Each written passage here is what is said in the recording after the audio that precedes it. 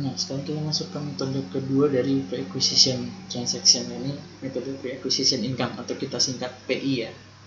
Kita sebutnya PI nanti. Nah, untuk pertama ini kita bakal bahas dari sisi eliminasi akuisisinya. Jadi untuk metode PI ini sama, ada dua jurnal umum, yakni jurnal eliminasi akuisisi sama jurnal eliminasi dividen. Nah, kalau kita nggak ada pre-acquisition kan, misalkan kondisi normal itu jurnal umumnya kan kayak gini, kita udah sempet ungkit dulu sebelumnya, yakni common stock, return earning, dan unamortized excess di sisi debit, dan juga sisi kreditnya itu investment minus dan NCI beginning. Nah, kalau metode revenue dan expense itu kan tambahannya tuh ada 3, yakni revenue di debit, expense di kredit, dan dividend S di kredit juga. Nah, untuk pre-acquisition income ini tambahannya cuma 2, yakni pre-acquisition income di debit dan dividend S di kredit. Jadi revenue sama expense itu kayak dilebur gitu jadi satu di pre-acquisition income.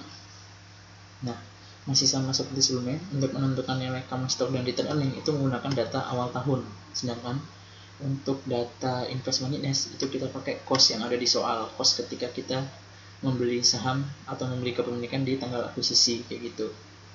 Nah, sekarang kita bakal bahas satu-satu nih cara dapetin angka yang lainnya gimana. Kita mulai dari pre-acquisition income dulu atau PI. Nah, PI ini kita peroleh dengan cara mencari net income S sebelum tanggal akuisisi. Caranya gimana? Caranya kita cari dulu net income setahun, kita kali bulan sebelum akuisisi. Biasanya ini parsial ya, dari awal tahun sampai tanggal akuisisi. Nah, itu berapa bulan selisihnya. Nah, itu kita masukin ke sini. Berapa per 12 gitu. Dikali sama persentase kepemilikan. Nah, perbedaan antara PI sama revenue expense yang pertama itu ada di sini.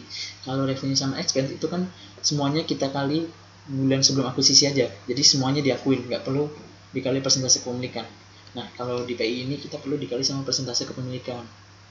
Kenapa? Karena sifatnya itu net income-nya itu udah kita akuin setahun. Nah, yang mau kita eliminasi di awal itu kan nggak semuanya. Karena kita nggak memiliki perusahaan seutuhnya. Yang kita miliki kan hanya sebesar persentase kepemilikannya. Oleh karena itu, berarti income yang dieliminasi itu berarti kan sebesar persentase kepemilikan kita aja, kayak gitu. Jadi karena net income-nya udah diakuin setahun, makanya dia yang dieliminasi itu cukup yang sebesar persentase kepemilikannya aja. Nah, habis itu untuk mencari dividen S itu masih sama kayak metode revenue dan expense, itu sebelum tanggal akuisisi. Nah, kemudian yang ketiga kita cari itu unamortized excess. Ini juga masih sama seperti metode revenue dan expense. Kita membandingkan antara implied value dengan net assetnya. Net asset di tanggal akuisisi. Caranya gimana? Caranya kita cari dulu net asset awal tahun, yakni CS dan RE, ditambah dengan selisih antara net income dengan dividen. Kayak gitu untuk dapat net assetnya. Nah, perbedaan berikutnya dari metode pre-acquisition income dan metode revenue expense itu adalah di NCI beginningnya. Kan metode pre-acquisition income ini gini, dia itu mengakui net income S itu full. Nah, karena dia mengakui net income S itu full, nanti dia akan dieliminasinya itu ketika penjualan eliminasi dividen, bukan di awal kayak gini. Nah, oleh karena itu penghitungannya itu tidak menghitung net income S untuk NCI beginningnya, nanti untuk menghitung NCI endingnya aja atau NCI expense. Baru di situ net income S-nya itu full setahun. Nah, untuk NCI beginningnya ini nggak perlu diakuin dulu. Itu jadi ditahan dulu yang awal. Nanti bakal diakuinnya diakumulasi di akhir kayak gitu. Jadi cukup persentase minoritas dikalikan dengan net assetnya, yakni common stock return earning ditambah dengan unamortized excess. Nah, untuk bisa lebih jelas di perbedaan antara kedua metode tersebut, kita coba bahas dari sisi soal yang sama ya. Setelah kita buat garis waktu seperti ini, timeline, kita catat masing-masing datanya, CSRE ketika akuisisi dan juga net income sepanjang tahun dan dividen di antara tanggal-tanggal tersebut. Nah, setelah mencatat kayak gini, kita masuk ke jurnal eliminasi akuisisi. Sama seperti langkah di revenue expense. Yang pertama kali kita catat itu yang udah ada aja di soal dulu. Jadi CS sama RE kita catat dulu 90 sama 15. Kemudian kita catat apa lagi yang udah ada. Yang udah ada itu berarti investment in S 100, ya kan? Nah, kalau udah kita catat yang udah ada, berarti sekarang kita baru mulai menghitung nih. Apa tadi langkah pertamanya? Langkah pertamanya berarti kita menghitung pre-acquisition income dulu. Caranya gimana? Caranya kita cari net income-nya. Net income setahun kan berarti 60. Diperoleh dari 150 juta sales dikurangi sama expenses 90, dapatlah 60.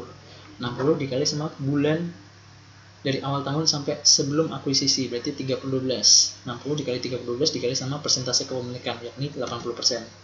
Maka diperoleh PI senilai 12 juta. Udah menghitung PI, langkah yang kedua kita menghitung dividen S-nya. Ini langkahnya masih sama seperti revenue expense, kita kali dividen dengan persentase kepemilikan untuk sebelum tanggal akuisisi, berarti untuk dividen 1 Maret. Berarti kita kali 25 dengan 80%, hasilnya 20. Nah, setelah memperoleh dividen S, selanjutnya kita menghitung unamortized excess. Ini juga masih sama dengan metode revenue dan expense. Kita membandingkan implied dengan net assetnya.